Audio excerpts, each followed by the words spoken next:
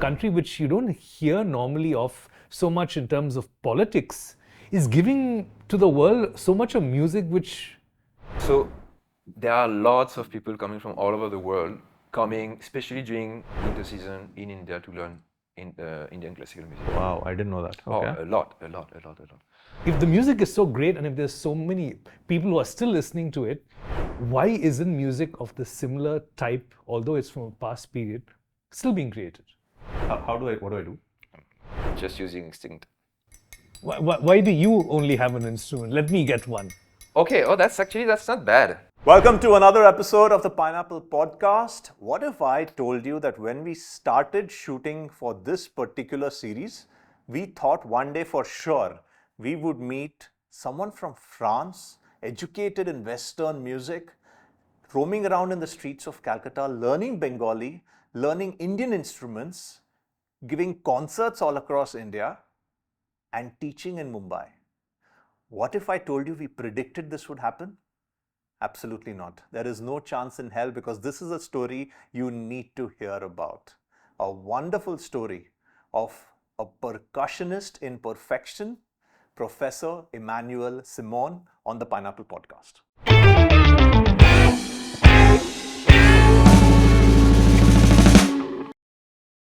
Pineapple Podcast is back, and today I always say we have a special guest. Today we have a thunderous applause worth guest. Let me introduce to you Emmanuel Simon. Did I say that correctly, Simon? Yes. Simon, Yeah, whatever all works. the way from France, Yes. is what I would have said, except you've lived in India more than France now? Maybe not most of my adult life, yes. Most of your adult life in... Now, I heard that, first of all, background, he is a professor who teaches music. Yep. And your specialty is percussion. And I'm going to say percussion because when I said drummer, our intern almost killed me, saying he's not a drummer. Do not call him a drummer. He is a percussionist. So let's start with that. What is a percussionist? So we can talk about this because eventually, yes, a drummer corresponds normally to someone who plays the drum kit, right? But if you go down to it, a drum is a drum. A drum is something which is covered by a membrane, and you hit it whether with your hands or with a stick. That remains a drum. So it's always a battle between drummers and percussion players. Who is the drummer? Who is not a drummer? And often drummers, like people playing the drum kit, consider themselves by default as a percussion player. They think they can, whatever percussion instrument comes to their hand, they can actually play it. And then they realize they can't, because it has different technique, it needs proper sound, there's way to produce the sound on these instruments, which requires, of course, training and not just the art of rhythm. And the same way, a percussion player might not be able to play the drum kit because there are like stick techniques, especially involving or the feed technique that is being required to play the drums, independence for the kick drum and for the hi-hat, etc., which I don't have. So yes, she's right, I'm not a proper drummer, but I do play drums in a general manner eventually. Can a percussionist be a drummer? If you have the technique, yeah. If you have the being training. able to play with your legs. Yes. That's the main one. And you were trained in India, you were trained in France.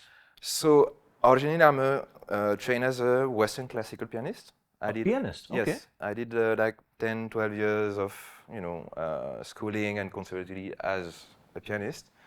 And when I got turned 18, then I started getting interested in percussions. At the same time, I started studying in university Western musicology, which is in France is very different from the Anglo-Saxon tradition that you have, like Berkeley, etc., where you do the practice in college. At least in France, we were doing exclusively the theoretical part and also the classical part of the musical academism, so which means music history, music aesthetics, music analysis, etc., etc., etc. What is music aesthetics? Aesthetics is all the philosophy of the art, philosophy Okay. of music, philosophy of what means something is beautiful. Is music meaningful? Does it mean something, or it just only means music itself? Is it abstract, or is it descriptive, for example? All these questions are part of what we call aesthetics. So, I'm going to cut in here. Yeah. This whole thing about art and music, right? How they combine. I know some of us, I don't get it because, for instance, I love listening to Western classical music, but when I listen to it, the whole music just fills me. I don't think about any art form or shape, or for me, that itself is amazing. But I notice a lot of these colleges, when they talk about music, right, there's always the history of music. So maybe you can tell me what exactly do people mean by the history of music? Well, I mean, it's an art form which has thousands of years of evolution. So, Okay. as any subject, it's not like just born out of thin air, like Western music, Indian music is a musical language which has evolved to become what it is today over centuries and thousands of years. Okay. So the study of how the music evolved from its early origins to what it is now is what So we why, call why music. is it important for people to know this rather than just learn an instrument and play? I mean, it gives you perspective. Okay.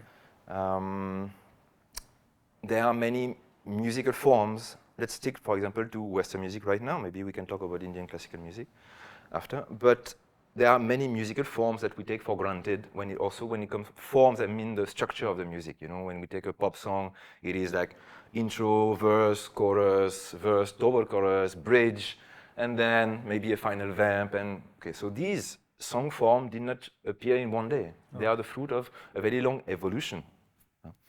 Same thing for the harmony, whether you play a C major chord or a F sharp 7 or whatever, all this fancy knowledge about harmony is the slow process of centuries of evolution. And knowing that these things are not, just don't belong to you by itself, there has been a long process and you're part of that evolution. The music we're doing today in 200 years will be considered maybe as has been. I mean, it will be has been by default, meaning, it's past.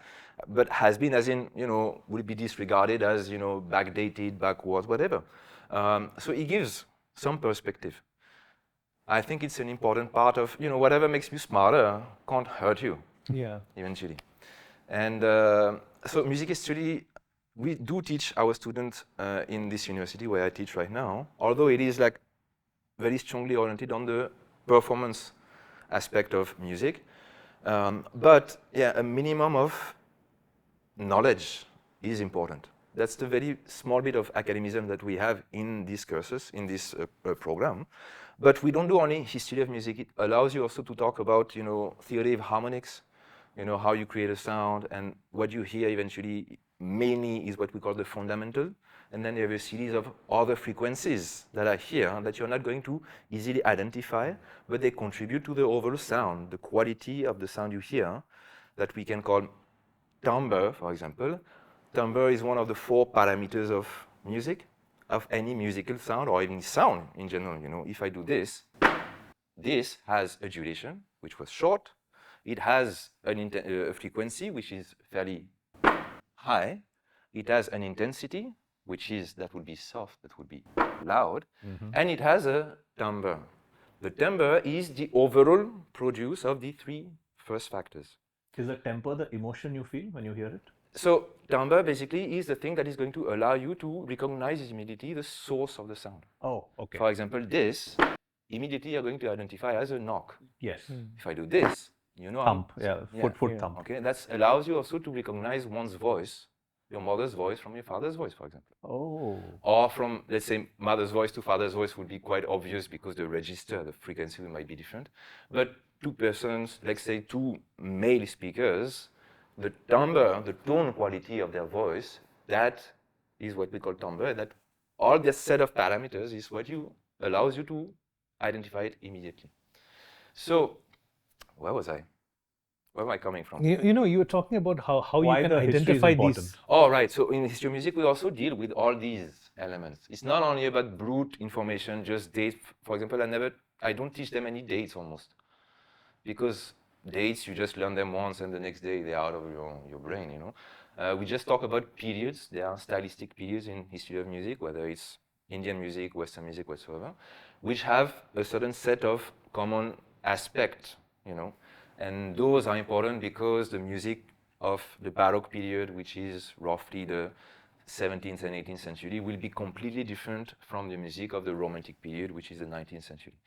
But we teach a lot of other aspects which are not like just pure dates, or there is elements of musical analysis. I deal with this. How to, you hear a track and you don't listen to it passively, but you try to, be a little more intelligent, try to recognize which instruments are being played, what is the form. Just by hearing it, you can guess the form, you can have few importance and What is importance form? of harmony. The form, the structure. Structure, okay. So like I said, like verse, chorus, double chorus, Right. etc. So that all these elements which we can teach as part of musical history and of course their evolution, make musicians, I believe, a little smarter and also give them a perspective. So that's I want to deep dive a little bit. So Baroque time, what would be the most major? I'll focus on Western, then when we touch on Sure. Indian, I'll go to Indian. So Baroque era. So I'll tell you why I'm asking. Very recently, I've started studying about the architecture of the time. Yeah. So you have the neoclassical architecture, Edwardian, Georgian era. Is that the same thing with music? The eras are according to the kings. Yes, and- you have different stylistic period, of course, Right. which have like different characteristics. So is there okay? What would the music of the Baroque time look like? Look like. So sound like Sound that. like, difficult. sound like. Would be difficult to. More chorus, more verse, more which So instruments? These words are used rather to the structures you would find in classical music will be quite different from the structures you'll find in popular music, let's say. Okay. And specifically verse, chorus, those are words which are more used to describe structures of 20th century music. Okay. So we don't use these terms to describe, even when we form vocal music of the Baroque period, those are terms that we would not be using. For one reason, probably the poetry that was used when you had a vocal composition was not necessarily meant to be sung. Like a lot of composers would reuse existing poems and set them to music. When you write a poem, if you take any 19th century, 18th century poetry, you don't see verse, chorus, verse, Right, chorus. right, You don't right. have like one different set of lyrics, then the same set of lyrics and different set of lyrics. No, it's not built the same. So that verse, chorus structure in song forms is very different from 21st century or 20th century when it comes to earlier centuries. Now, Baroque music, if you want to describe it, it tends to be intricate. It was a time where we valued what we call polyphony. Polyphony as in several sounds, but more rather several lines, layers of music, which were intricately connected, but what we call the art of counterpoint. So counterpoint means basically note against note. How do you make different threads of music interact apparently independently, but eventually creating harmony together? And the Baroque music in Western music was the apex of the art of counterpoint. Can you give me an example, maybe using a Western? Johann Sebastian Bach. Bach, okay. Yeah, so he's still considered as the absolute master of counterpoint, Okay. and the most important genre that came out of that extra complexification of music in terms of contrapuntal harmony, as we call it, is the fugue. So it's a genre which deals specifically with that kind of what we call texture, polyphonic texture. And sorry, I'm going just to please, say please, some please. more words, what we call imitative polyphony, where you have one voice which presents a musical element, and maybe 10 seconds, 1 minute after, the second voice will repeat it, and the third voice will repeat it, etc. But everything in between has different elements of music happening at different Like set of sopranos times. and altos. Yes, they absolutely. are singing at different frequencies, but they're singing the same thing, and maybe At in different phases. set of time. Right. Yeah. Okay. Got it. Wow. Okay. Yeah. Like a fugue is an elaborate canon, or you know a round, right? Yes. Ro, ro, ro, you go, da, di, da, da, di. That's what we call a round. Round is the very origin of what we call imitative polyphony. The fugue is just taking these to incredibly. How does an more complex era level. in music start? Is it somebody who has No, this is completely- very porous. We put exact dates because we need to put it in the box. But Right. eventually, let's say we say generally the Baroque period starts in 1600, but in 1620, 25, 30, we still had composers which were composing rather using the old style, the style of the previous period, which is called the Renaissance period. And already in 1550, you had torchbearers avant-garde composer who would already start composing in the Baroque style. But we have to put like dates so that we can put things in a box and analyze them a little bit. The reason I asked you this is very recently I'm doing a course on architecture.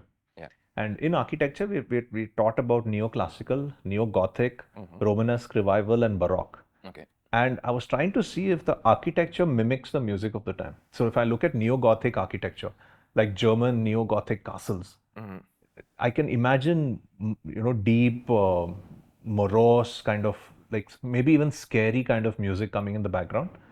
Would that be true? Would Gothic, neo-Gothic? So scary music would be more like a, because we associate Gothic to like maybe horror movies and gold castles and these kind of things. But yeah, of course, there is a connection between different art forms of the same intellectual period, if you want. Like for example, architecture of the Baroque period is going to be very extravagant, right? In a way, Baroque music, I was talking about those intricate forms of contrapuntal polyphony, is very extravagant. And if you see the architecture of the next period, in music would be the classical period, but the names don't necessarily correspond, or from one art to another, you might have 50 years or 100 years difference between, let's say, romantic painting and romantic music might not start and end at the same dates, for example. Right. But if you see the next period, the classical period, there's been a reaction to the over complexity of music of the Baroque period and try to make things extremely simple, pleasant, elegant. So we went back to simple melody with a simple harmonic and rhythmic accompaniment, like Mozart, for example. Yeah. Right? And if you see the architecture, and at that time, that's what we call the 18th century, is the age in Europe for the age of enlightenment, age of reason, whatever. Might not be so enlightened. Now we look back, but at that time there was some progress, at least, man. I mean, there were some ideas of shared. And one of the most important aspects for the intellectual life and belief at that time was order, logic, reason. Okay. That's what we started, experimentation and hypothesis, the scientific method. Scientific method.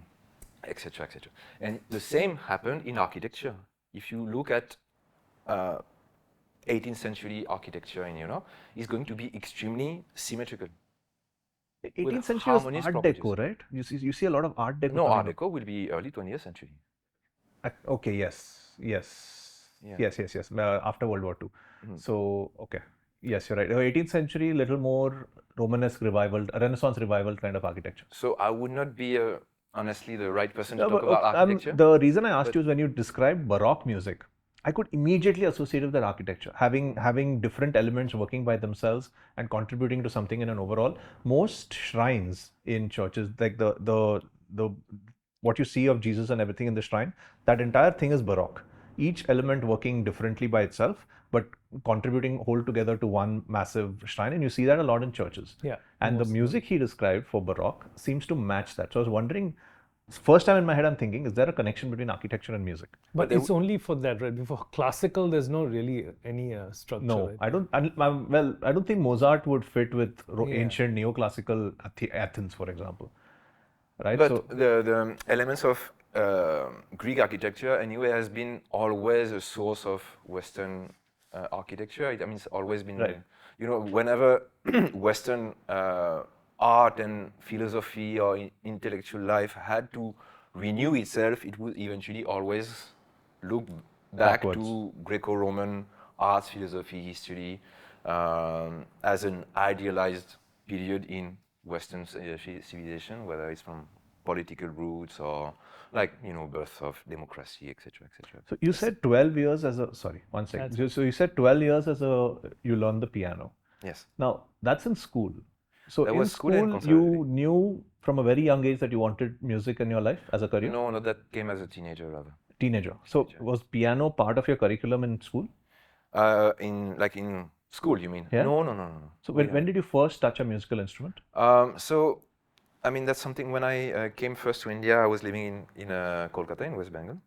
You touched a musical instrument in India for the first time? No.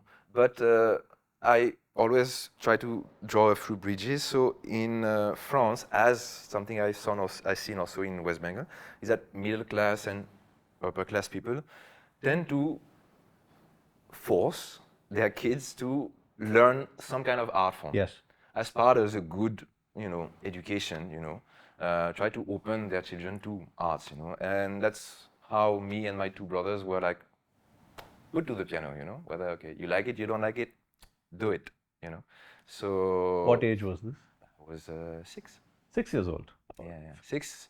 So it has up and down. So yeah, if I calculate, no, so it's been more than 12 years, maybe 15 years of piano. Yeah. And all three of you same instrument? Yes. Did you have a piano in the house? Yeah, of course. So my father thought, okay, if we do the investment for one, then let's have the same instrument for 3. I guess that was part of the reasoning. It's the queen of instruments, right? The piano. What was the best piece you could play, if you recall? Best piece, that would be difficult to say. I'm terrible at, your favorite instrument, your What favorite one would you composer, like your to favorite play? dish. Which was the piece you would have liked to play? Did you like playing the piano? Yes, of course. You did? I mean, there's been ups and downs, and some period of your life you might be interested in different music, in different instruments. That's also what has drawn me towards percussion, of course. Also, playing classical music is very interesting, but it has its own limitation. The fact that you don't learn improvisation, for example, in music conservatories in Europe. If you play music from the classical or the romantic or contemporary period, you won't learn improvisation. You have to just repeat what's already there? Just play what is written. And that is a little frustrating. But sorry, go ahead. But you see some people who play this classical music, right? They just get so involved in it. Yes. Right? I'll give you an example, and I'm going to jump on this point. We don't see people creating any new music of the classical era now or Baroque era now. That type of music is not being created today, right? So all you see are, and let me finish, artists playing those pieces. For instance, Lang Lang, a very famous Chinese composer, he plays Bach, he plays Franz Liszt, and when he comes into the audience and plays, people give him a huge applause. So they play those pieces really well. What you don't see is people creating more pieces of that era today. So for instance, I've listened to all pieces of Franz Liszt, right? I want more now. I don't have any options. He's dead and gone like 2 centuries ago, and nobody is creating music of that genre anymore because it's of a bygone era. So if the music is so great and if there's so many people who are still listening to it, why isn't music of the similar type, although it's from a past period, still being created? Fair enough. Good question. So there's been a lot done. I mean, classical music tends to be is considered as a classical art. So classical means has some values, which makes it highly regarded as a work of art, and therefore it is still strongly subsidized. And also, there is still classical music had its periods, but it's a tradition. If you start putting a tradition in a box and say we're only doing this, then the art is dead. It needs to evolve. It needs to evolve all the time. So if you would just go back creating only Baroque pieces or post-romantic pieces, if you're talking about Franz Liszt, then we might have an issue because we'll be looking back instead of looking forward. Still, as you're saying, these compositions are still extremely, maybe not popular, because classical music tends to be now a little, the great moment of classical period in terms of mass media music, which it has been at some point, was the 19th century. People used to know, early 20th century, people used to know opera songs, used to know classical music, because it was performed currently, and eventually with the development of other media such as radio and TV, popular music kind of took over as the mass media art. But these compositions from the classical romantic period are still the ones which are being the most played in those classical concerts. That's what we call common practice period. Baroque, classical and romantic.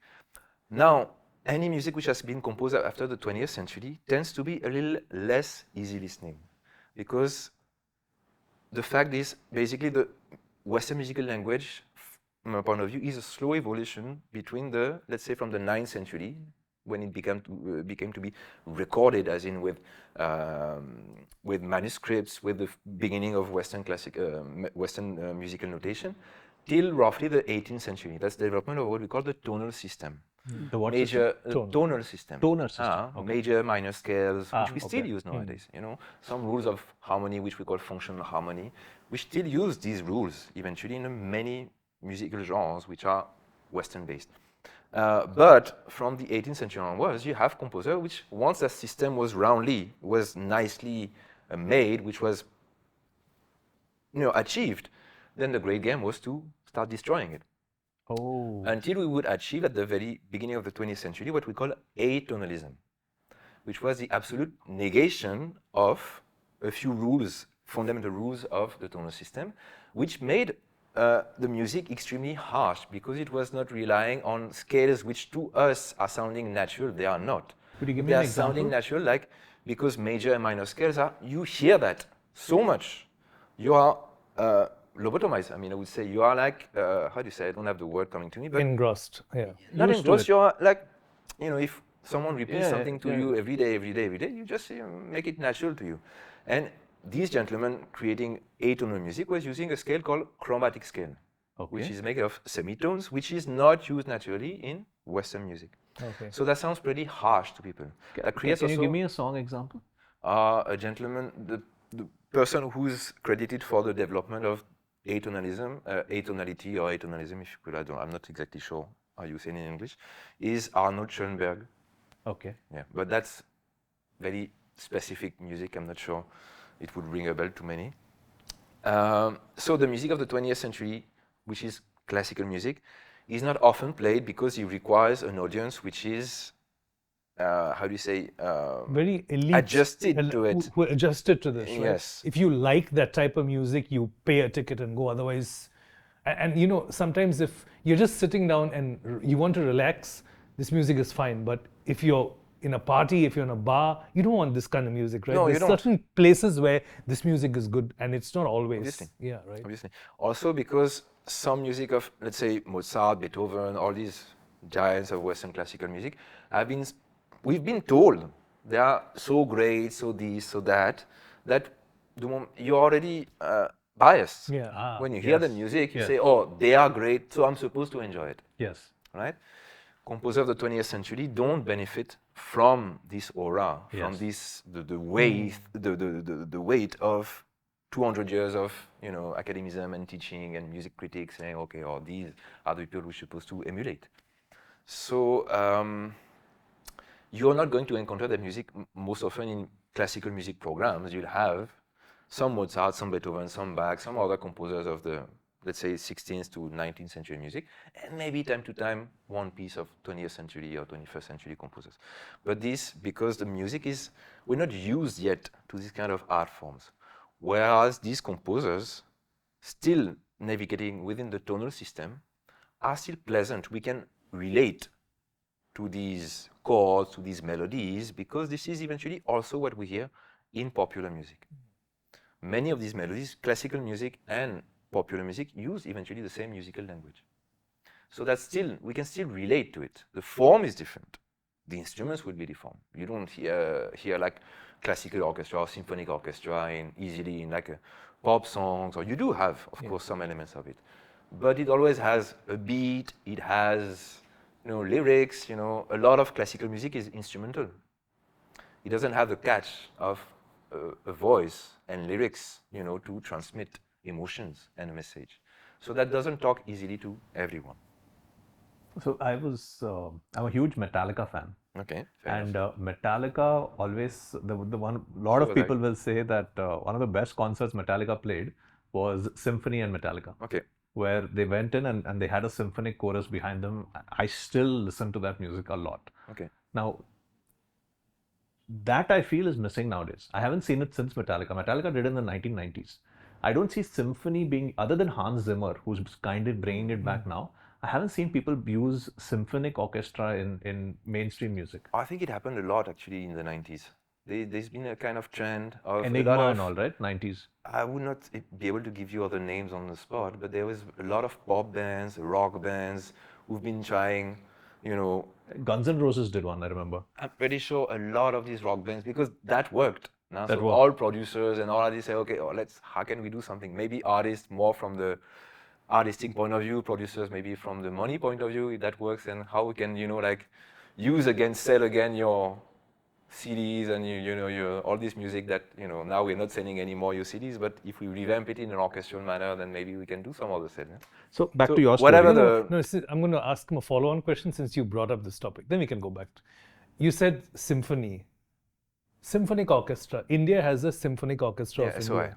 And there's also something called known as a philharmonic orchestra, right? It's basically the same thing. Same thing? Yes, yes. You hear philharmonic orchestra, symphony. I'm like, what's the difference? No, it's the same thing. It's the same thing, Yeah, right? it's the same. So your question is gone? No, so I believe India has a symphonic orchestra. It does. It's just recently developed, or it's No. It's been. I wouldn't tell you a date, but no. It's been there for a long time. It's been there for It's some been time. created by a gentleman called Zubin Mehta. Zubin Mehta, correct? Zubin Mehta. Who's actually Mumbai grown, Yeah, born and brought up, and he's one of the top 10 conductor in the world. in the world. Okay. Yeah, he's like huge thing. What's name? Huge thing. Okay, thanks. Yeah, back to you. No, because I heard these two names and I've not found out the difference. So teenage years, you suddenly decided no more piano, back to percussion. So what happened there? When was the first time you played a percussion instrument? So back in the 90s, there was a kind of craze in Western countries, let's call them that, about two factors happen when it comes to percussion. There was Cuba, when USSR Yeah. collapsed. Cuba was Yep. relying on communist Yes. Russian, subsidies, Yes. oil, etc. And when they didn't get that money anymore, they had to open up somehow. They were still suffering the blockade, but they had to open a little bit. With that opening up, its music started again circulating.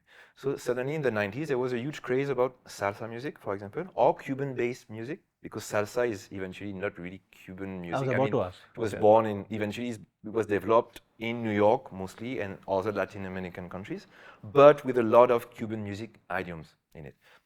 But let's say Cuban music suddenly had, exploded. There is also a very famous documentary that greatly helped in the early 90s, which was called Buena Vista Social Club. Buena Vista Social Club. Buena okay. Vista Social Club. And because Cuban music is very much percussion oriented, Percussion. Which instrument? conga, timbal, bongo, the guiro that you see here is a Okay, Cuban instrument. that's a good segue to bring this in. Yeah. So you're saying that they use this in Cuba? Yes. Yeah. Okay. The guiro, as we call it, is actually, if I remember well, the Taino word for a gourd.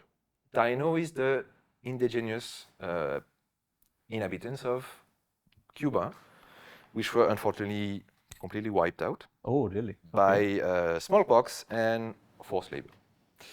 So yeah, that's actually a fairly common instrument in Latin America. That's one of the indigenous Latin American percussion instruments, and it's a scraper. So basically, it's either made of gourd or wood or nowadays plastic or fiber.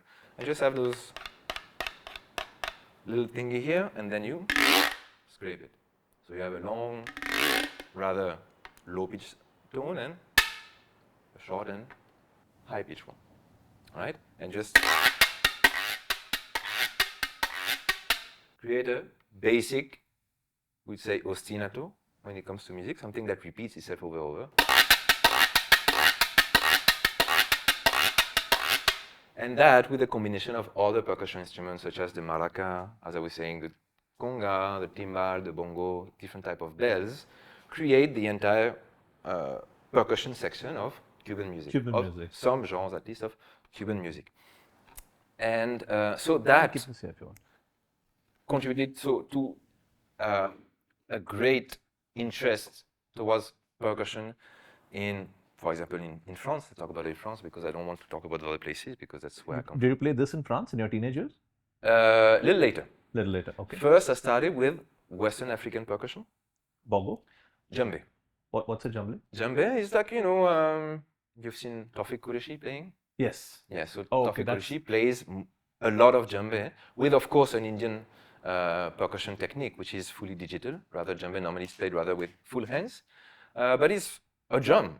It's like a goblet-shaped drum with a membrane on top of it, and you play that with different djembes and also different other percussion instruments, which provide a different layer of cross rhythms. I'm imagining bigger bongos. Those are the djembes, right? So where you're sitting this high and they're conical, massive. So the conga, if you want, is the one which is slightly barrel-shaped drum. Yes. Barrel-shaped. Yes. The bongos will be those two small ones. Yes. And the djembe is more like, hourglass shape, goblet shape. Okay. Right? Okay, we'll put an image in. Okay. Yeah, please do. It's West Africa. Morocco has this, right? No, so Morocco will be rather North Africa. We'll talk about, they have the most iconic percussion instrument of North Africa and Near East will be the darbuka, Okay, yeah. which is also, of course, goblet shape. Goblet shape. But that's the darbuka. So when I talk about Western Africa, West Africa would be like Mali, Guinea, Burkina Faso, Senegal, Ivory Coast, etc., etc. So that's what we call the Mande region, Mande as in cultural and linguistic region, and they do share. Senegal actually is actually a part of it, but they do have many percussion instruments, but one of those is the djembe. And in the 90s, there was a huge craze about that instrument and the music, of course, that goes along, which was the musician emblematic for that instrument and that music in Europe was called Mamadi Keita. And he came in the 80s, he created a school in Brussels, which was just like 100 kilometers away from my hometown, which is Lille, north of France. What were you doing at this time? I was still studying. I was in university, studying still piano and Western musicology. So you had decided that music was your career at this point? By then, yes. Had you reached a certain stage in piano playing that you felt, yes, I can do this for a living? In Western classical, no. No. Because then how did you make that decision? No, I knew I wanted to, it's difficult when you're like 16, 17, say, okay, I want to do this exactly. You might know you want to do music, but the shape is going to take exactly, that's definitely not defined. Okay. And you're then still searching for yourself as a human being, as a teenager, you know what it is. And as a musician, that's... He's still searching for himself. I found myself. So so you're doing this, and now you got introduced to percussions for the first time. The first instrument you played is the djembe. And from there, how does the journey? So from there, because it was accessible, which is a luxury, which is a privilege. Oh, okay. Easily accessible? Yes, because everyone not very expensive. So it was so fashionable that people would buy djembes just and use them as like side tables for the lamp or something. It was just, there was a huge craze and fashion about this, And people will play djembes in the street, and whether they could play or not, people would just meet up and, play djembe and, whatever. So it was everywhere, So you just go out and start playing, with others. He's dying to ask. I'm dying to ask a question. You spoke about djembe, and when you said the origins, and you mentioned Mali, Senegal. So Senegal is Senegal, let's forget about Senegal. And Guinea, right? So this is what struck me, right? These are parts of Africa which nobody talks about, right? They are really isolated. Maybe from a normal person, if you're looking at the world, right? The Africa I know is South Africa. Okay, I know Egypt, I know Morocco. These are the famous touristy places, Nigeria, Kenya. West is like, who goes there? You only hear that, places like Mali, all these places are, a lot of wars happen, strife happens. But then from you, I'm hearing that there's some different kind of music which is coming out. So it's a very different aspect of this. What I'm getting from you is that a country which you don't hear normally of so much in terms of politics is giving to the world so much of music instruments which people don't know about. From Cuba to Africa. But still, right, the 5 countries he mentioned, I mean, we don't really hear of them. Where do we hear Mali? Where do we hear Mali? We don't, right? But now... I mean, I guess from one country to another, the media is going to be more interested to different parts of the world. No? So, unfortunately, I would say we don't hear too much about these countries because people might not want you to hear about it. At least maybe not in India, but in France, yes, because there are like some post-colonial politics, which unfortunately my government has been part of for the past 70 years, and it's in their interest that maybe we don't talk too much about it. Okay, no, but there clearly is a music industry or kind of There is, I mean, complete- there are great artists Okay. coming from we're talking about Tumani Diabate, Salif Keita, and many others who are like great international artists. Salif Keita, hear the song Tomorrow. It was a soundtrack to the Muhammad Ali movie. Oh. Fantastic song. So tomorrow, there's a lot of percussion in that. Of course, I mean, Africa is a land of percussion. So That's is why I was India. surprised you said it came from Cuba. I So- thought, yeah. Latin America, eventually all music of the Latin American continent, I mean, Latin America, let's say South America, Central America, and the Caribbean, which Cuba is a part of. All the rhythmic tradition of these countries is African percussion because of the slave trade, because of triangular market, traders coming from Europe with European goods, going to Africa, exchanging those goods against slaves, taking those slaves to different parts of Latin America, or I mean North or South America, and come back to Europe full of exotic goods such as sugar, Spice, yeah. cocoa, cacao, sorry, how do you say in English? Yeah, Cocoa. Cocoa. Coffee, tobacco, etc., etc. So eventually, because basically colonization in Latin, for once, it's not too much of French fault, so I can talk about it freely. But mostly the colonization was made by Spanish and Portuguese settlers. And what happened, I told you about smallpox. Basically, smallpox wiped, we estimate now, 90% of the population over there. Because it was a new disease, and there were absolutely No immunity. Yep. no immunity for the disease. And the rest of them were turned into forced labor, and like a lot of civilization, all we call like pre-Columbian civilization, they all like disappeared. The problem is that they needed labor. So when they realized that there were not even any more indigenous labor to do the dirty work for them, then they started saying, oh, but we have strong and solid, soulless Africans over there, and we can use them for that work now. So by bringing these people over there, they also, of course, brought their traditions. Even though it's been repressed, even though in different parts of Latin, North or America or in the Caribbean, they were allowed or not to perform their songs, their religions, their instruments at different periods of time whatsoever, but they still had this. And eventually, centuries after centuries, it made its way through a creolized culture. And that's why all of Latin America, whether it's Brazilian music, whether it's Cuban music, and even North American music, all the music that we are fond of coming from North America is mostly Afro-American music. Whether it's hip-hop music, funk music, jazz music, all of this is Afro-American. Jazz, yeah. In fact, it when you see jazz, you only find mostly African Americans playing it.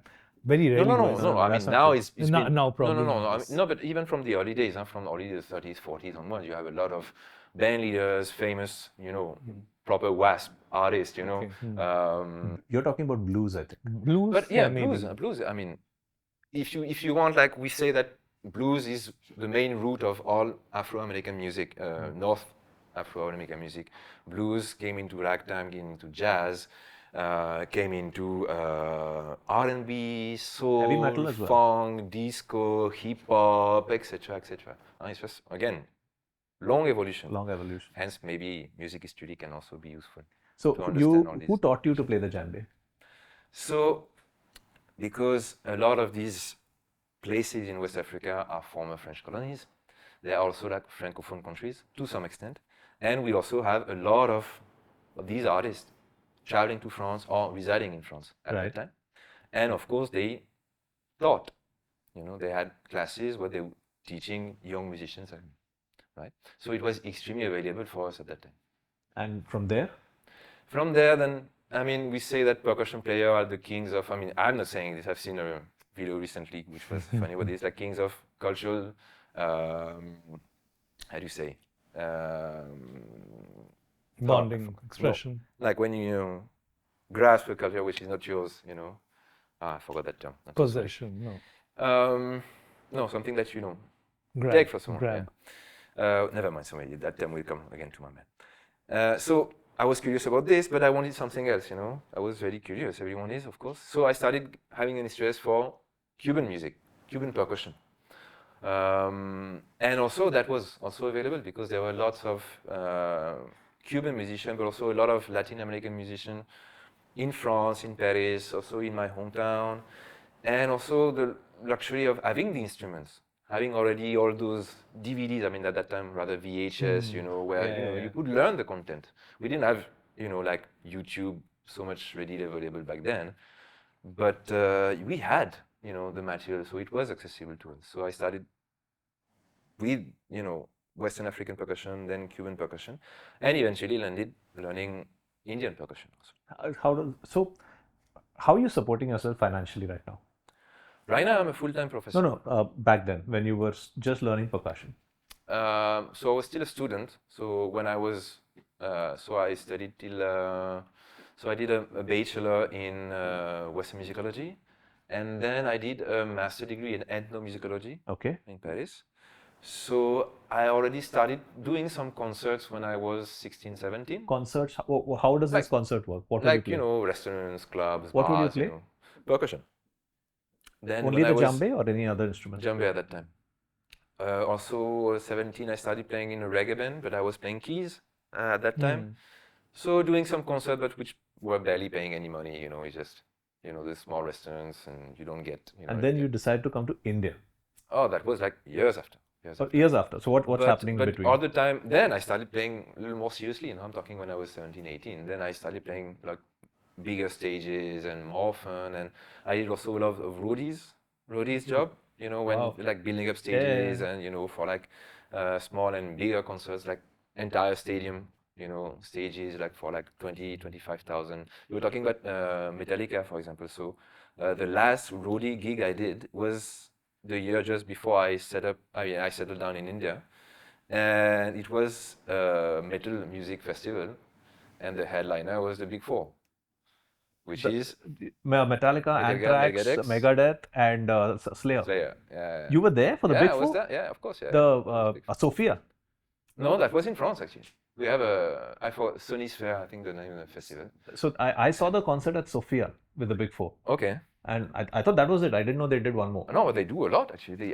Back then they were still doing a lot. Yeah. So I saw like Slayer from the Big Four was from recent, the stage right? only. 2009, 2010. So that was in 2011. Yeah. So that's fairly recent. Okay. Yeah. So you were the roadie who helped set that concert up? We were like a team of 200 roadies. That is so cool. That is so. I'm so jealous. So I wanted to see that. I would kill to have been able to see that. But I could not see Metallica because while they were performing, so it's like in many festivals you have different stages, so that we can So it was two opposite stages, and then eventually it would be Slayer on tracks, Megadeth, and Metallica. So I was not on the shift for Slayer and Anthrax, but I could not leave the stage. So I could see Slayer here from the stage.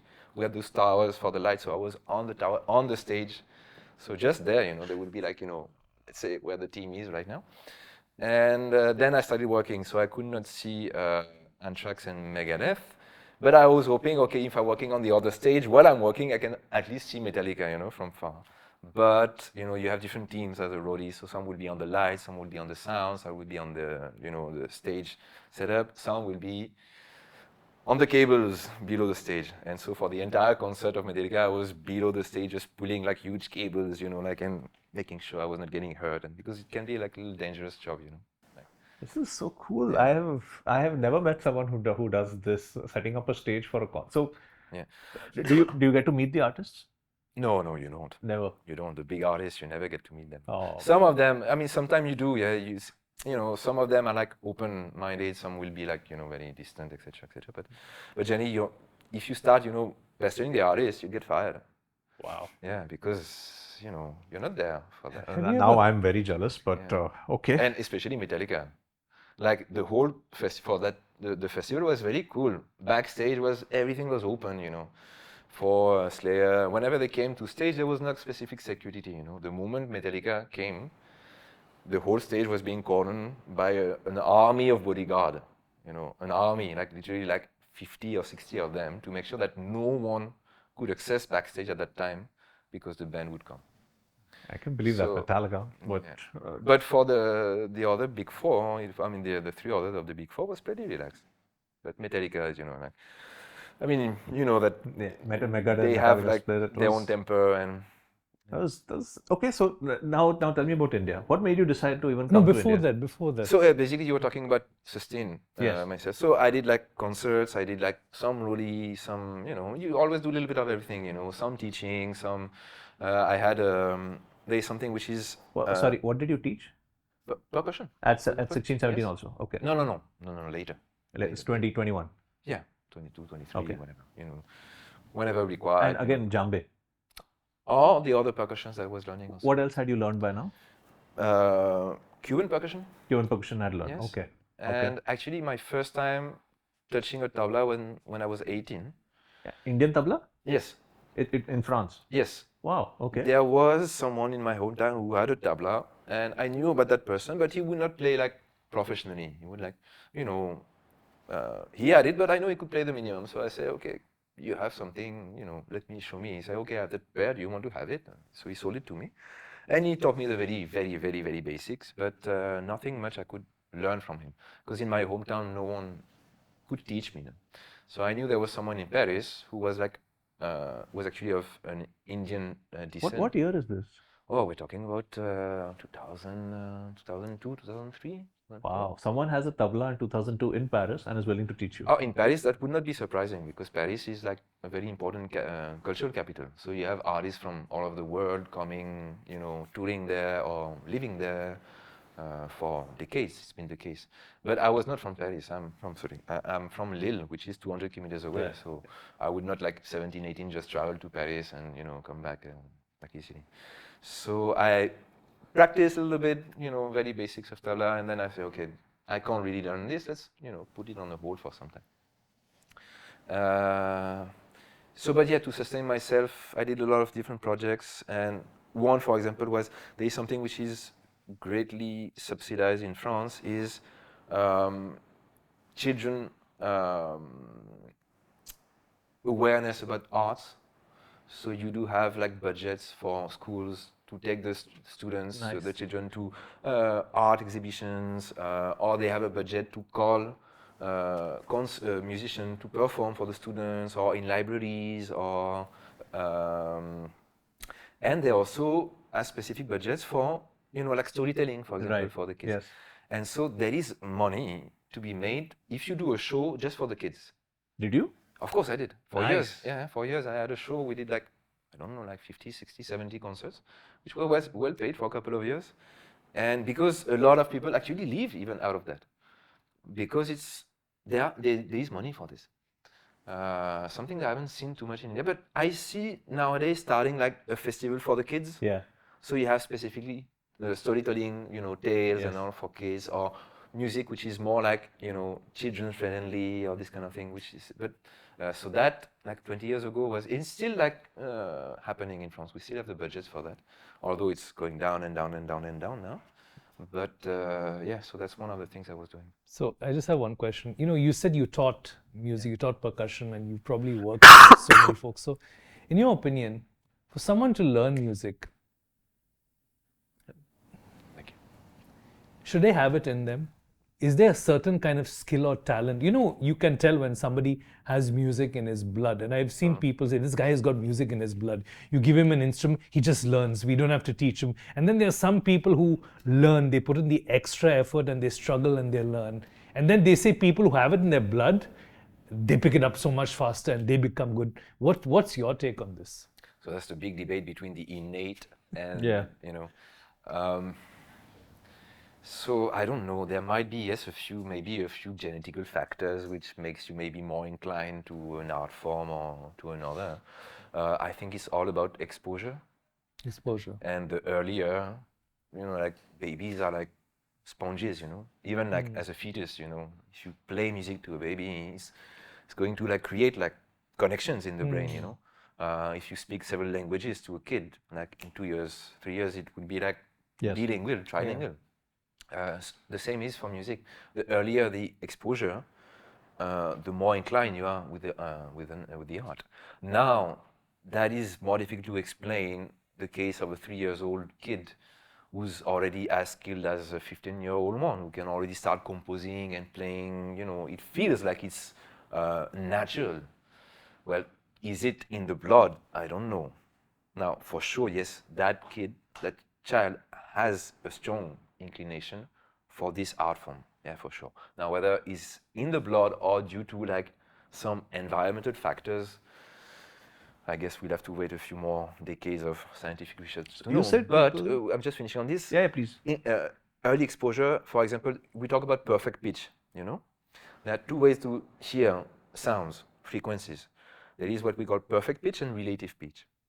Perfect pitch is the brain is going to hear a frequency and immediately a single frequency, and somehow early in the development of the brain has pinpoint that frequency with a specific marker. Okay. The marker, depending on the musical tradition in Western music, would be A, B, C, D, E, F, G, for example, or Do, Re, Mi, Fa, Sol, La, Si, depending on the country you're from. So you're saying babies can understand perfect pitch?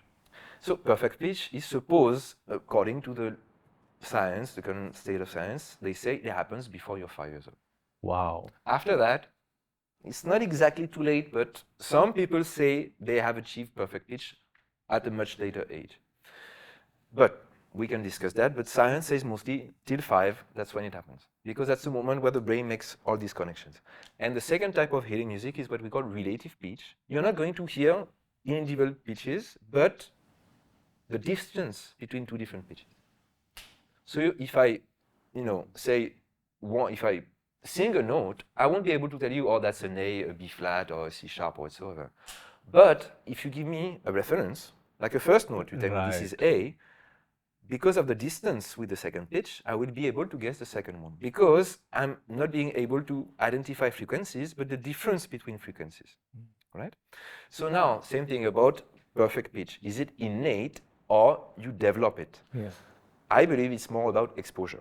And I think science says it's about exposure.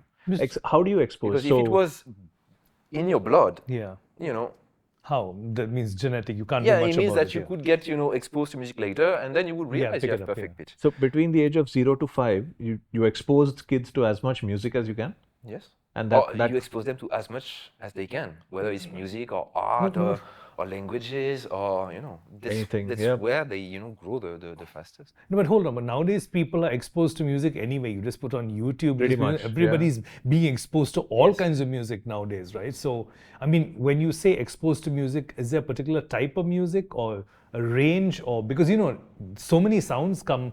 Maybe in today's world, there are just so many sounds coming our way. So if you talk about babies, for example, those are not my ideas. I know. I'm not just you're just relaying it. But for example, like some people say it's an heresy to have all those music toys, which are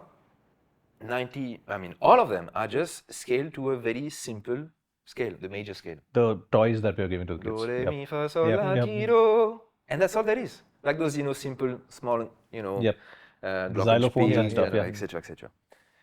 And they are all like, there are different type of tuning, The tuning that we use in Western music since over a century now is what we call, why am I blanking here? That's okay. So it's called something. Anvita, help me. What's the tuning for the Western music called? Why am I blanking? Temperament. Equal temperament. Okay? So he did it himself. Equal temperament. So it's kind of formatting the brain's child with a single scale. Okay. Got it. At a moment where it's like, you just use 10 words to speak your child. The 10 word. You're going to drastically reduce the growth, the development of your children, exposure to music or to language. Right? So you need to expose them to the maximum. Yes. Right? So that now, if you talk to a kid later on in his life or an adult, he might, maybe for 10, 15, 20 years, not have the inclination or not have the interest for music. But maybe if he's had some kind of family background, some kind of, more widely cultural exposure will give you some kind of sensitivity toward the art. Yeah. That might, just reappear, reblossom, maybe sometime years or decades after. That you might have been ignoring it either by your own self or by family constraint or whatsoever. So we are all exposed differently. I think, yes, early days exposure is the most important thing you can do for your children if you want to have them grow into sensitive, and intelligent human My beings. daughter is 6. I hope I'm not too late now. No, it's never too late. No, It's never too late. but here we were talking about how music impacts children who are growing up, and I used the example for I know a friend who grew up with his parents playing loud classical Indian sitar music in the morning, and you wake up, go to school with that right from your age. It kind of impacts you. And for instance, I in my teens, somewhere in the middle of the day, I used to hear from a neighbor's house Chopin and light classical music, and it kind of plays in your background, and you don't realize it maybe when you're young, but maybe when you grow up, one day you realize, that music really appeals to me because I heard it when I was growing up. But maybe when you were growing up, you didn't realize the impact it would have later on. Because it's building familiarity, Okay. and we tend to be naturally attracted to something that feels familiar to us. Okay. So that's the whole thing about advertisement. Logos and etc.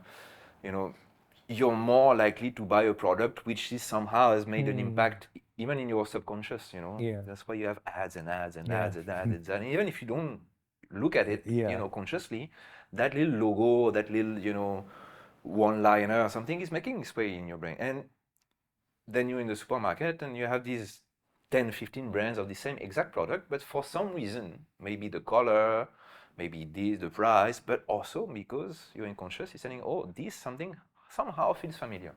So you're more keen, attracted to it. So for music, it's the same thing.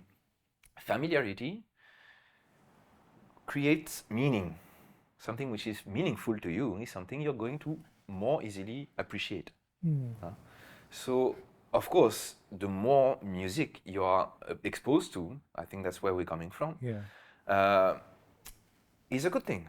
I mean, it's good to be like a specialist in one specific genre or specific tradition, of course, but maybe you should not be like blindsided doing only one thing. You need to nourish yourself from also various traditions which are alien to the one you're supposed to perform. Just to conclude that subject, for example, what we consider tradition. Let's talk about, for example, Indian classical music. We consider la khayal, the main genre performed of Indian classical music these days, we consider it as tradition. That's national heritage, right? But eventually, it's come from various different influences. The most Indian one maybe might be the Drupad, but itself the Drupad was already something which was not fully Indian anymore. Indian classical music is homogeneous almost till the 12th, 13th century. And then from that moment on, we start to see a divide between classical music of South India and classical music of North India, because North India was exposed to foreign culture, musical influences, due of course to invasions. And that started affecting the music of that specific region, which started taking a different direction from Carnatic, South Indian classical music. There is an important work of the 13th century, I think 1253, Sangit Ratnakar, which is basically a good summary of the state of Indian classical music in the 13th century. If you look at the theory of that book, it is still extremely close to the theory of contemporary Carnatic classical music. Okay. Now, if you compare to contemporary Hindustani music, that has gone to a completely direction because of the influence of Persian, Turkish, Central Asian music, etc., etc. The instruments have changed. Of course, there is, still a lot of common elements to it, but it has divided somewhere else. Now, to get back at what I was saying, maybe at that time, where the music was going to be like perverted by foreign influences, maybe at that time we were crying for, or our music is being impure, being affected by, like foreign elements that we don't want, is going to in too modern way, this is not traditional. Centuries after, this is what we consider traditional national heritage. which grew also in a different but still beautiful art form, thanks to other influences, whether you call it foreign, alien, whatever, different influences, which were different, external to that original tradition. So, whatever you do as a musician or as an artist, it's always important to be curious, to be exposed, not only to different genres of your own art form, but different art forms. They are going to feed your cultural, artistic sensitivity, make you a greater artist, also a greater human being. Love it. So now I have to know, why India? So, piano, percussion 1, percussion 2, percussion 3, eventually in terms of cultures, was Indian music, Indian classical music, Hindustani classical music. When I was a teenager, there was a couple of CDs. My parents are very cultivated persons. They have, everywhere we travel somewhere, I had to go to museums and churches, not to pray, but just for the artwork that you find in European churches. And they listen to a lot of music at home, whether classical music or the Beatles, the Rolling Stones, Queen, but there were a few CDs of Indian classical music. One of them was Ari Akbar Khan Sahab. One of them was, two of them actually, I had no three. Second one was Ravi Shankarji and Yehudi Menuhin, who were working at some point and doing fusion already at that time, so shorter form of Indian classical music. And the third one, thanks to my elder brother, was Shakti, with John McLaughlin, Zakir Hussain. Oh, the entire band, okay. Yeah, the first version of Shakti. And one of the first time I listened to this, it was kind of like blew my mind, the music itself, but specifically because I started having like a little attraction for percussion, tabla. So Zakir Hussain on the tabla was something else, Swapan Choudhury at the time for Ari Akbar Khan and Alara Khan, Zakirji's father, who was accompanying Zakir Hussain and Yehudi Ravi Shankarji and Yehudi Menuhin on Dalamam. And so it kept in my mind. That's why very short after I told you I found someone who was, when I was 18, who had a pair of tabla and all. But that stayed in my mind. I was doing Western African percussion, then Cuban percussion. But, I had that thing in my mind. I really love to play this one day. And I was kind of fiddling with the instrument, but, without much success because it's such a demanding and complicated percussion instrument. And one day I was just hearing that one friend of mine did like a summer workshop with a Bansuri artist. Okay. And it kind of revived me. I said, oh, wait, if she can find a Bansuri workshop, I should be able to find a tabla workshop. By then I was already 23 or 24. And then I just, looked online. And what year is this? Oh, I forgot. Maybe 2006, I think. Okay. 2006. Yeah, 2006 or 7. No, 2006. I remember where I'll tell you.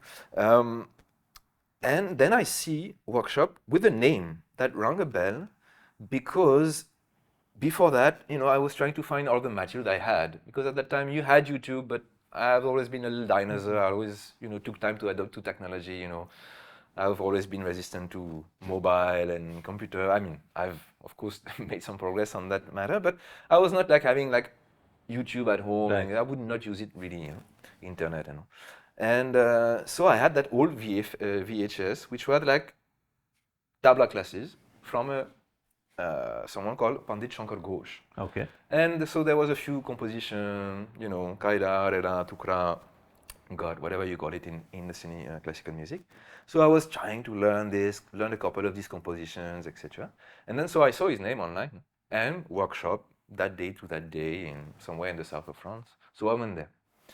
And that happened really well, and I was like getting very enthusiastic. And also I found like a community of players, and everyone was very enthusiastic, and it was a great mood. No one was trying to compete with the other, which is something I could find in other microcosm of percussion, a lot of competition and, show off and this and that. So I was like really, really pleased. And a year right after that, I joined a master degree in ethnomusicology. And in the first year of the master's, I had to do field work and a thesis, a short thesis, but still, so field work. And I was thinking, okay, where should I do? What subject should I, choose? Ethnomusicology, in the Western point of view, would be basically study anything but Western classical music. Okay. So the term ethnomusicology remain, but eventually it doesn't mean that you could do like a thesis on Guitar or something. on guitar, on football supporters chants, Yes.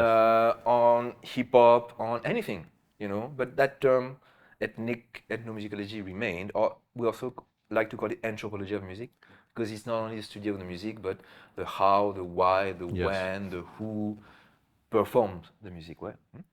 And so I said eventually, okay, I know someone in Kolkata, in India. So at least wherever I go for a field work, I'll have a contact. How do you know this person in Kolkata? Pandit Shankar Ghosh. During the person- workshop you met them? Yes. Okay. So I know I have a contact. So at least I'll find my way, even if it's just, that person gives you two names, then those two names give you other two names, etc. So I can do, some research, some field work. And then I went there to a couple of 2007, classes. you're in Calcutta. 2007, yes, for just a month. And then all, what can happen to you, cultural difference, everything came to me like huge shock. Can you And- share a few examples? Oh, I mean, I was young and influenceable. So, but also because I realized how privileged or lucky or, coming from a rich country, all the privileges I had when I grew up, it like, really like came to my mind finally. I understood, okay. I came back and went home after a month, and for a month I could not go home because, I was not shattered, but I was like, something like, it really Hurt, yeah. Got hurt it. me like deep inside, everything that I lived in 1 month. And I said, okay, wait, I need to go back. I need to go back. If I want to play the instrument, I can't just, I need to get involved in this culture because I had never gone to, Culture outside, Africa yeah. or to Cuba, etc., to learn instruments. Say, okay, no, I have the resources at home. And then eventually I realized, okay, Indian music, I have the resources at home, but it's more than that. I also have to learn the culture, and also because ethnomusicology teaches you, okay, you should respect the culture of the music you're studying. It's not just about coming and take, you have to learn the language, you have to learn the culture, and by the way, respect it. You can speak Bengali? Of course. Wow. Okay.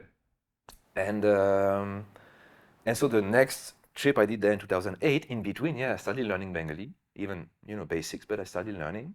And then I stayed 3 months, and then I did 1 month just with classes with my guru, with Guruji.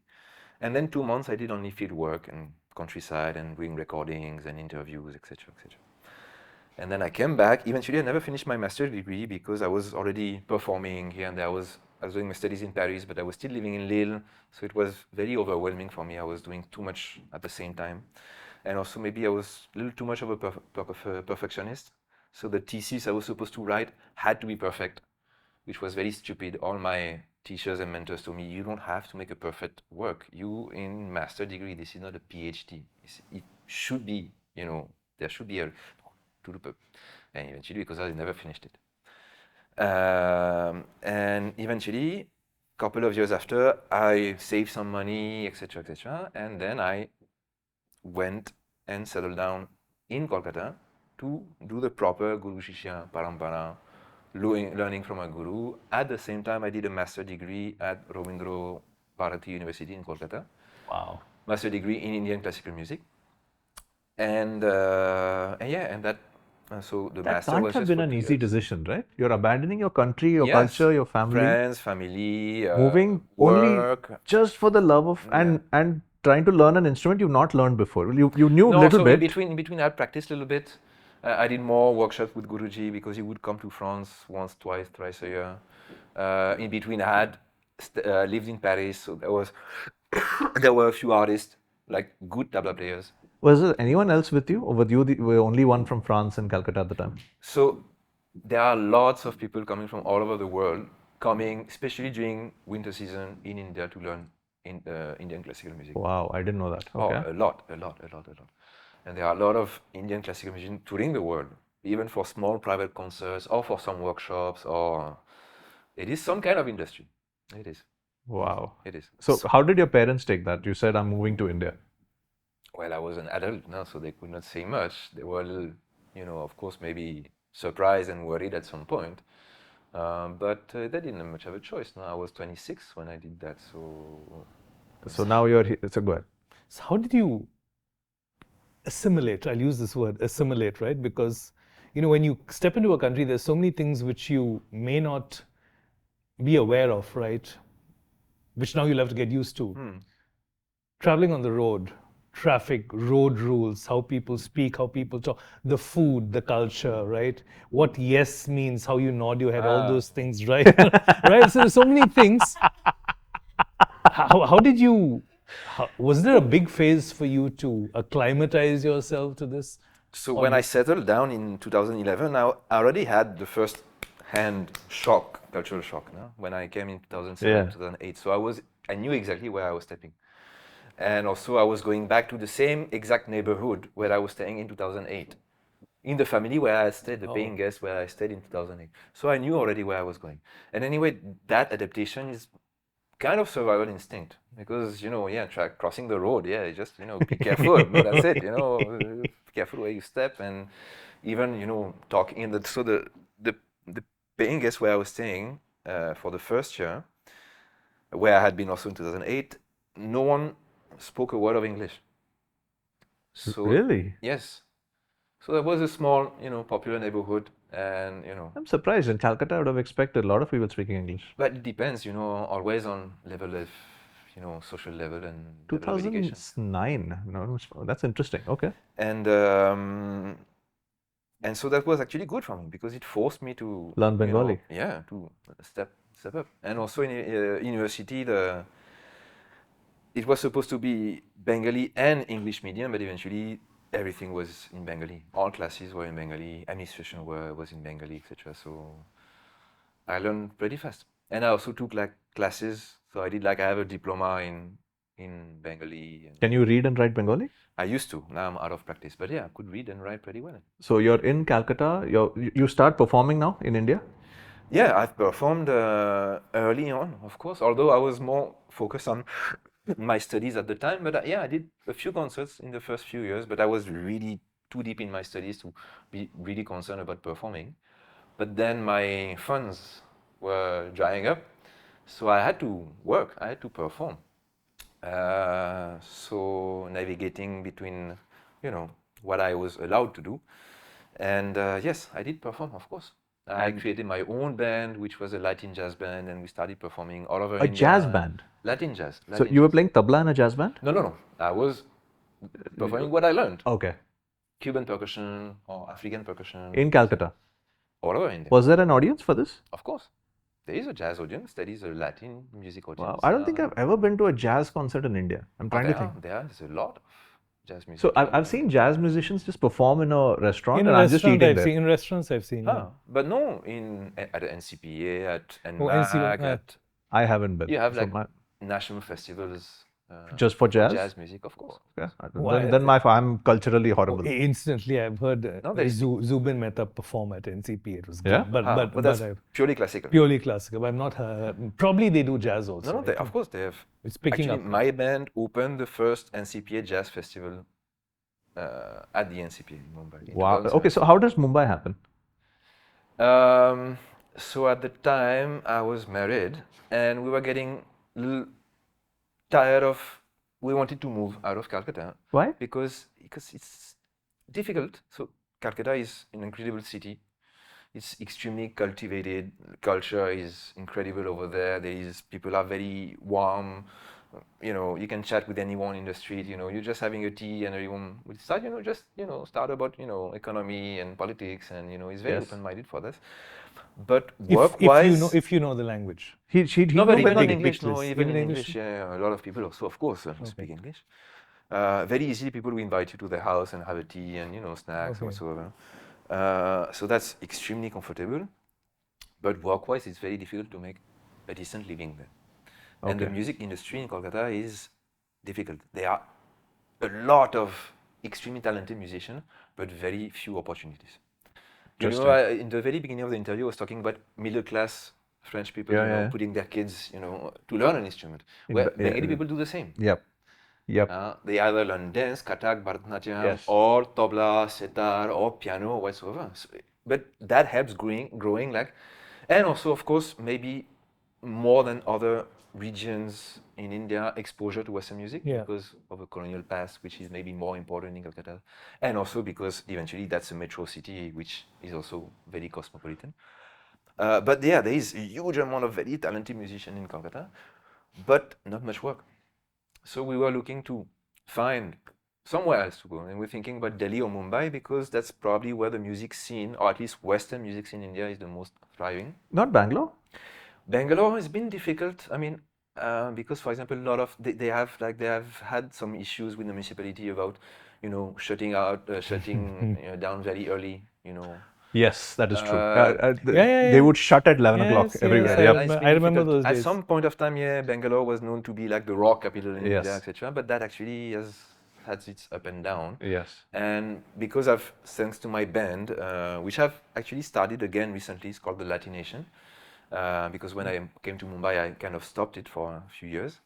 So because I had the chance to travel in all these places for concerts, then I realized, and also because discussing of fellow musicians, etc., Delhi and Mumbai eventually is where it's the most happening, where you have a vibrant music hall, but also clubs and restaurant, scene, which is important because even though it's small concerts, but these small concerts create an industry. They create an environment, where you can perform, when you can see other perform, where you can exchange, when you can just, chit chat, make, create network, etc. Those are a very important part. But also in Delhi, you have the entire network of embassies and, institutions, government institutions, but also foreign embassies and institutions. And in Mumbai, you have the entire corporate and film. Bollywood's, So one or the other, and so my ex-wife got a job in Mumbai, and so we said, okay, let's go. And so I settled down here, and so then I started, working as freelance musician, as I was doing. But when I moved to Mumbai, I stopped learning, tabla from my teachers. So I had a lot of more time to perform. And just before COVID, I got lucky. A friend of mine, Gino Banks, you must have heard of him, offered me a position in the university where I'm teaching right now, just as a percussion teacher. He said, we need someone to teach, the kids Cuban percussion. So okay, cool, why not? And then I came with my CV, and then they realized, but you've done this, and you've done this, you've done okay. So actually, come and get those curriculums and course outlines, and can you teach this? Say music study? Yes, I've done that for 3 years of my life in university. Okay, perfect.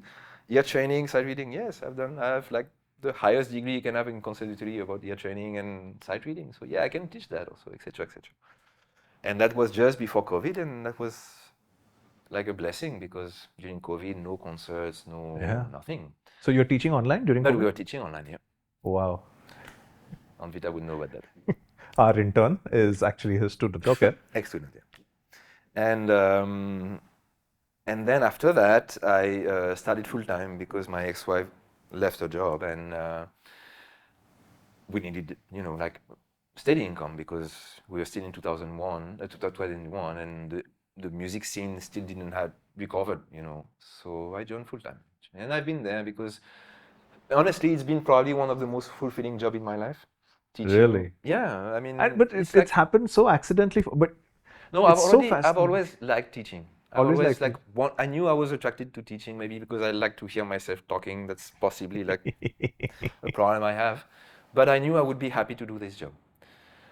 Now, maybe I would not be happy doing as much as I'm doing, but it's like every regular job. Even like if any musician, full-time session artist will tell some days you don't want to go to work now, even if it's your passion, eventually it's still a job. There are parts of the work which are more interesting, some which are not. Like if you're a session artist, like waking up at 3 o'clock in the morning to catch your 6 a.m. flight and waiting 3 hours for sound check and getting delayed there and having to learn 15 tunes, and because someone didn't send you the charts, it takes you a lot of time to transcribe. There are parts of the job which are not like the most, rewarding and the most interesting. So teaching full time, yeah, sometimes you feel like there is a part of the job which is also repeating things, because year after year you do teach, the same material, so luckily sometimes you have to teach new subjects, so that's kind of, a breather, and you have also new students coming, so you have different difficulties you have to deal with.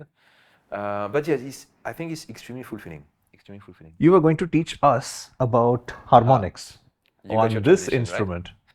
So you said you're a teacher, so Yeah. so what is harmonics? So,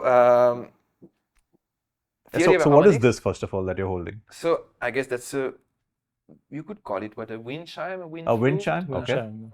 I don't exactly know how to call this, but it's like a very extremely old instrument. You find those in different, shapes and sizes all around the world. A lot of them are just, pipes or, pieces of wood that you tie at the end of a long rope, and you just, start And wiping that- them in the yep. air, and you create, because what is sound? It's air which is set in motion, which is vibrating, So if you throw something in the air, maybe you not hear it, but there is some sound, whether we can hear it or not. If you have something going through your ear, there is a sound, Yes. because Yeah. particles, air is vibrating right there. Yes. That's what your ear is, absorbing. Huh? So that is the same thing. If you have some air going through that little pipe, it's like a flute, if you blow in the flute, you're going to set up air in a specific column, which is itself going to vibrate. Okay. And the length of the column, vibrating air column, is going to give you a certain frequency. So the longer, the more So the frequency. The longer the vibrating column of air, the lower the The frequency. lower the frequency. Okay. And the shorter, the higher, the frequency. Right? So each of these wind instruments have what we call a native pitch. The native pitch is when the entire column of air is vibrating. Okay. Right? So the thing is that would be, let's say, a fundamental frequency. Now, we were talking about timbre, you remember, in the beginning. The timbre is made of different factors: frequency, duration, and intensity. So with one given instrument of music, the same note, or different notes, will have different combination of these frequency, intensity, and duration, which are going to create different harmonics that you might not be able to hear. But if you see a spectrogram of an instrument, you see that there will be like a large line, like a strong line, which is the fundamental frequency, which is what our ear identifies as the frequency. Understood. But all these frequencies, which are the harmonics, are going to contribute to the overall timbre of the sound. Understood.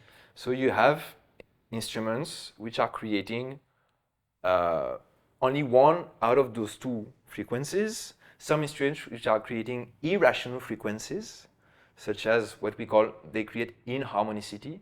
For example, that's what we call inharmonicity.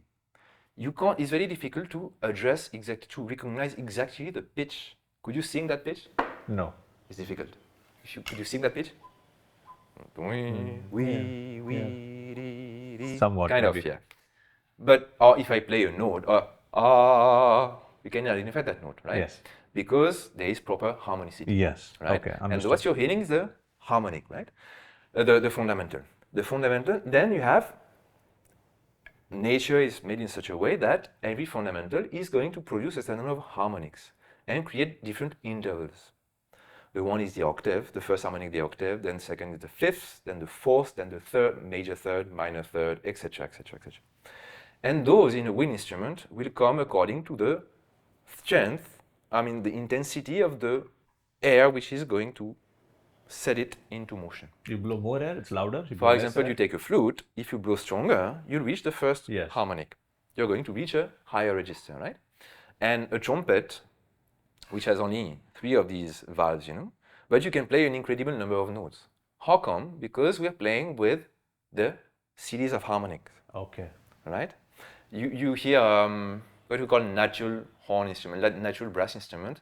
They don't have any keys or any valves. A conch. Like Indian conch. conch, for example, or the military bugle. They don't have anything. They all do it with the mouth. Yes. And the air pressure. Yeah. And because they are only playing with the natural harmonics of that given column of air which is vibrating. And that works a little bit in the same principle. So if I go slowly, I'll have one note, but the more intensity, I'm going to reach higher harmonics.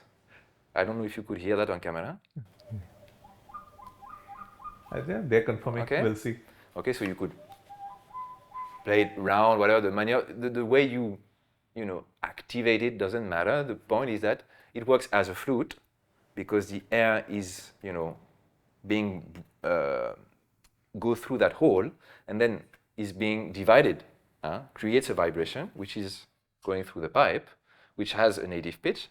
But because I'm vibrating stronger, I'm holding it stronger, then there is more intensity, and therefore I reach a higher harmonic. Can you use this in an orchestra? Why not? As a sound effect, yes. Why not? Wow. I'm not a specialist about the theory of harmonics, so I hope I haven't been saying anything stupid, but I still was fairly prudent. It's good you said that, right? Because when you were talking just now, it felt like I was in a physics class. You said harmony, you said wavelength. I'm telling you, there are at least 6 or 7 things words you mentioned, which took me back to when I was learning sound in school. All what you said, the harmonics, the wavelength. I'm like, oh, this. So when you explain this, when they teach us in school, people have to know how sound works, right? The whole structure behind it. What you said was very, very technical for somebody who's playing an instrument. They need to know this. They just can't fluke it like that, right? I hope I was not Can I play this? confusing. Yeah, of course you can. What do I do? Just using instinct. Why do you only have an instrument? Let me get one. Okay, that's not bad. The way you're doing it is not bad because, so I brought this instrument, which is a triangle. The shape, hence the name. And I brought it because it's considered probably as the most underrated percussion instrument ever. We know the triangle as, that's all it does. Like in classical orchestras, you have like... Yeah. Lunchtime. That's it, or whatsoever, or jingle bell, jingle all the way, whatever. But that instrument has actually been used in a Brazilian, I think it comes from there, that specific technique that I'm going to demonstrate, from a Brazilian musical genre called the forró, if I remember well, which has traditionally 3 instruments, a drum instrument, accordion, and a triangle. Okay. And instead of just playing it like this, they're going to start to play inside, as you were just doing, And if you grab it like this, you can create just 2 basic sounds, open and mute. Oh. But just that's enough already to create quite a few elements,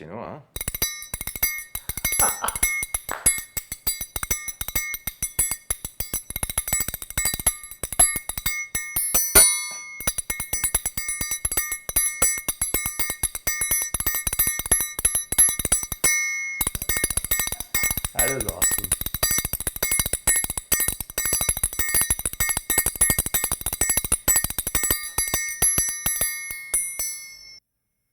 For example.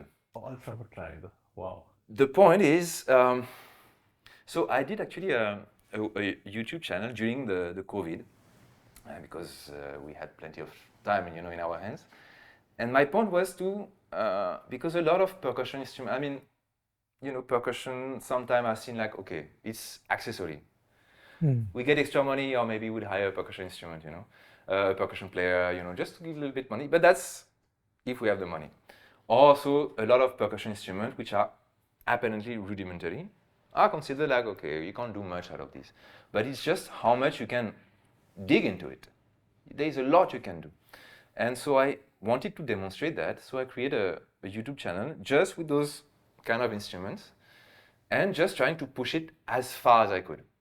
Because all these instruments, whether it's maracas, a shaker, a tambourine, on YouTube you'll find like probably a million video who's, oh, let's play Shaker today. And it's just like a basic 101 tutorial. Oh, Shaker, check, check, check, check, check, check, check, and that's it.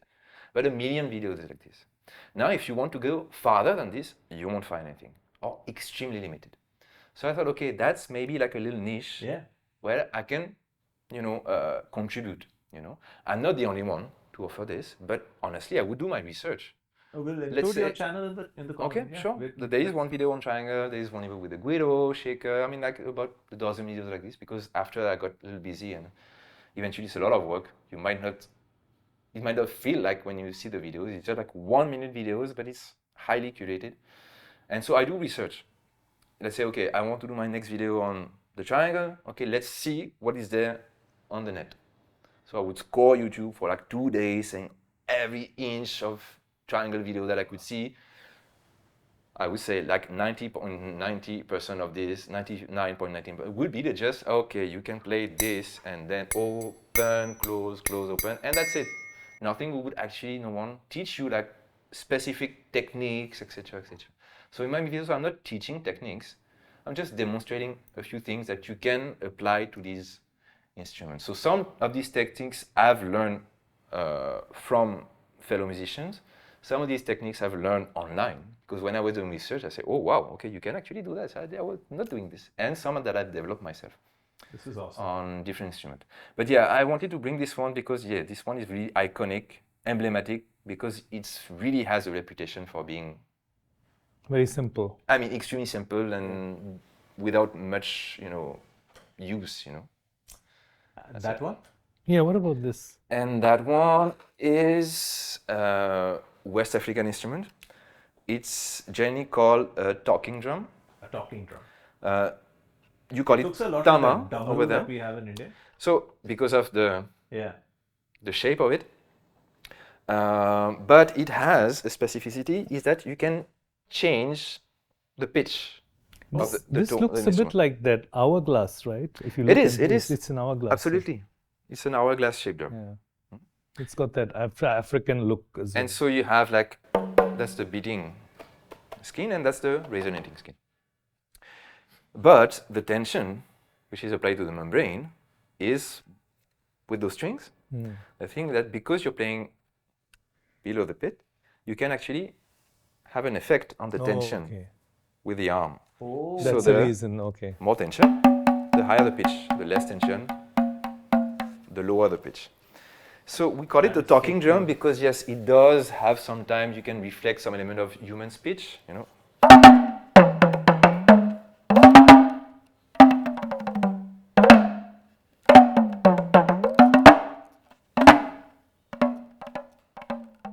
It has natural inflection that you can, of course, it's not far away as rich as the human voice, which is, the human voice is eventually the model of any instrument, musical instrument in the world. It's the most versatile instrument that we have, the most expressive, the most innate to all of us. Any musical instrument, apart maybe from drums, but any musical instrument with determined pitch, like the violin, the sitar, etc., all try to replicate somehow the extreme velocity, elasticity, versatility of the human voice. But anyway, sorry, that's a digression. Talking drum also because in Mande languages, languages of that region, the most important one is known as Bambara, and different dialects like Jula, for example, or Malinge, are what we call tonal languages, in which the same word or the same syllable, whether you have an upward intonation, static intonation, or downward intonation, will mean different things.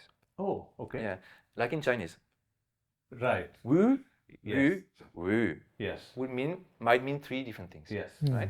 So sometimes also refer to talking drum because it might to some reflect inflections of Bambara or other Mande languages.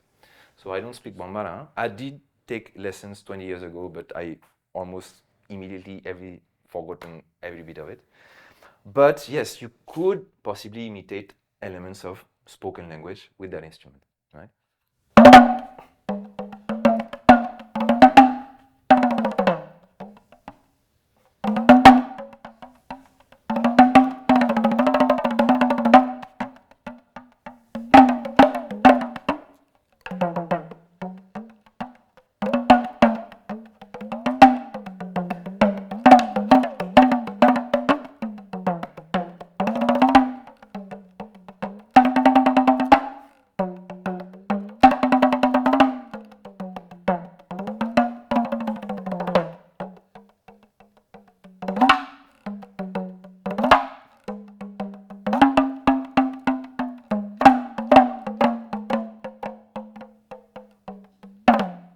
not like the South Indian drums that they play in outside temples? No, so Mridangam? you'd find actually a couple of drums which have the same kind of. Yeah, it's shape as well, right? I think even the Mridangam has the tension. So that you can yes, but you won't have the hourglass shape. Right. Yeah, it would be more barrel shaped. Yes. But actually find these kind of instruments in different part of folk music in India. I know there is one instrument in Rajasthan. I think it's called dhak also, not the Bengali dhak, but they played rather through the between the legs, and they will Yes, I've seen that. I've seen that. I'm not too sure about that, but I know you have versions of that instrument in India, but also in different parts of the world. This is one of the most musical episodes we have ever had. Thank you so much, Emmanuel. And first of all, Most thank you welcome. so much that you've come here when you're not feeling well. I don't think anyone could tell that you're not feeling well. Yeah, but really. Fantastic. And I think the music just brought you alive. When you started playing, you just entered your when elements. we started the podcast, Mario, did you ever think we would have a day where we are shooting in Mumbai with a French, original French resident who has moved to Calcutta, living in Mumbai, teaching music to an intern we have hired? And has learned Bengali, and you have been to Calcutta more times. You can't I speak can't over speak there. Bengali. You can't speak Bengali. On that note, it is such a pleasure to have you on the show. Thank you so Most much welcome. for coming. Thank you for inviting me, Krishna. And Thank you so you, much. Mario. Glad you were able to make it. you have not let us down, our intern. We'll talk about your salary in a bit. And another episode in the books. And this one was a special one. Thank you so much. Thank you so much. उड़े दिल के जहां में ख्वाबों के परिंदे उड़े खुले आसमां में ख्वाबों के परिंदे ओह क्या पता जाएंगे कहाँ खुली है चपल ये नजर लगता है अब है जाके हम फिक्र जो थी पीछे रह गई निकले उनसे आगे हम हवा में बह रही है जिंदगी ये हमसे कह रही है जिंदगी